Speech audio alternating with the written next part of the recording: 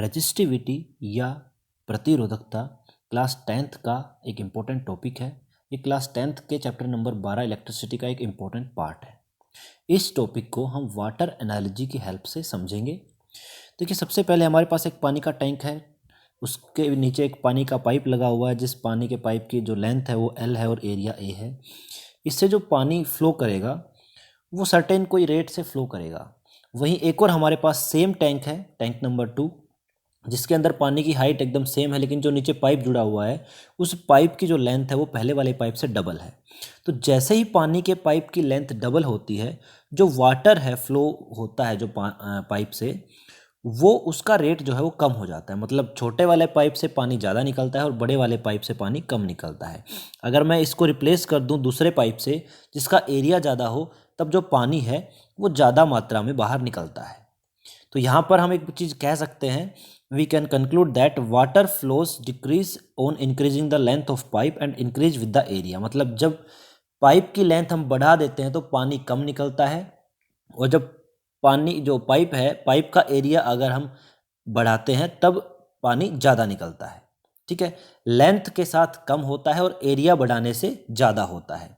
इस चीज़ को समझेंगे कि ऐसा होता क्यों है। देखिए, जो पानी का पाइप होता है उसके अंदर पानी के जो मॉलिक्यूल्स होते हैं वो आपस में टकराते हैं, और दूसरा जो पानी के पाइप की दीवारें होती हैं उनके साथ उनका रुकावट पैदा होती है। ठीक है, जब पानी जो पाइप है उसका एरिया ज़्यादा होगा तो उसको जो मॉलिक्यूल्स होते हैं उनको घूमने के लिए ज़्यादा जगह मिल जाएगी और कम टकराव होगा, और उनके अंदर जो रुकावट है वो कम पैदा होगी।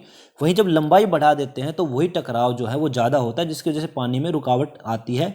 तो लंबे पाइप से कम पानी निकलता है, और जो चौड़ा पाइप होता है जिसका एरिया ज़्यादा होता है उससे हमेशा ज़्यादा पानी निकलता है। यही एक इसका कारण है।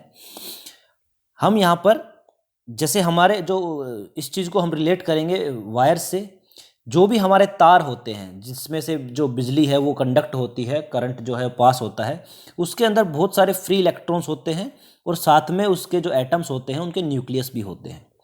ये यहाँ पर जो आपको वाइट कलर के डॉट दिखाई दे रहे हैं ये यहाँ पर फ्री इलेक्ट्रॉन्स हैं, और जो येलो कलर के जो आपको सर्कल दिख रहे हैं ये न्यूक्लियस को रिप्रेजेंट कर रहे हैं।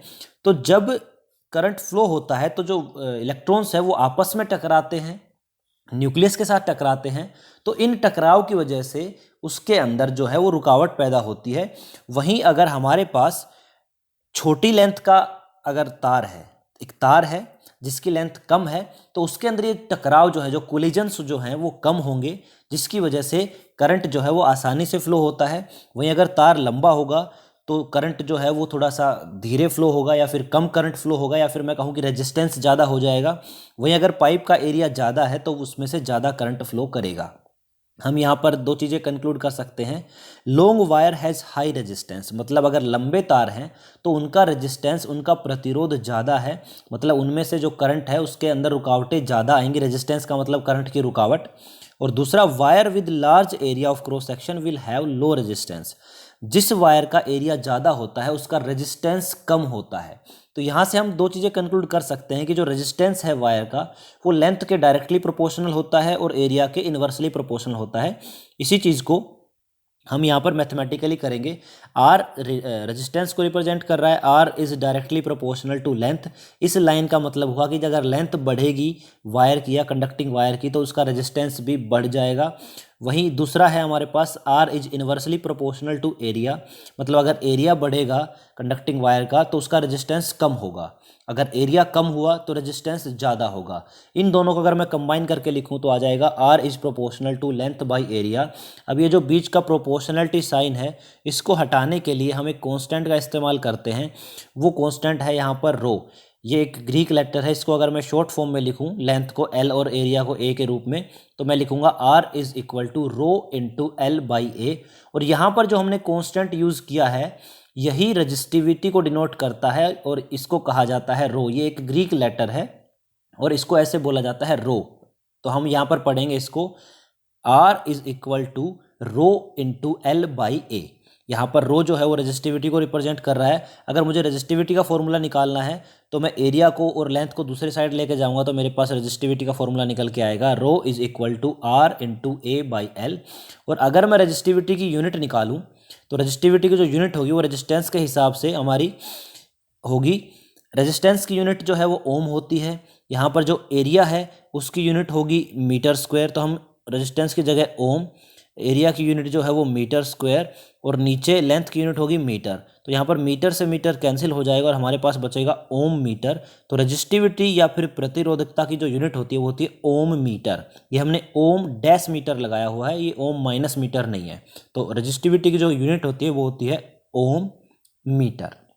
ठीक है, अब ये रेजिस्टिविटी होती क्या है, क्या इसका कॉन्सेप्ट है, ये चीज़ इस डेफिनेशन में देख लीजिए लास्ट में। Resistivity is property of material which tells us how strongly the material will resist the flow of charges और इलेक्ट्रिक करंट।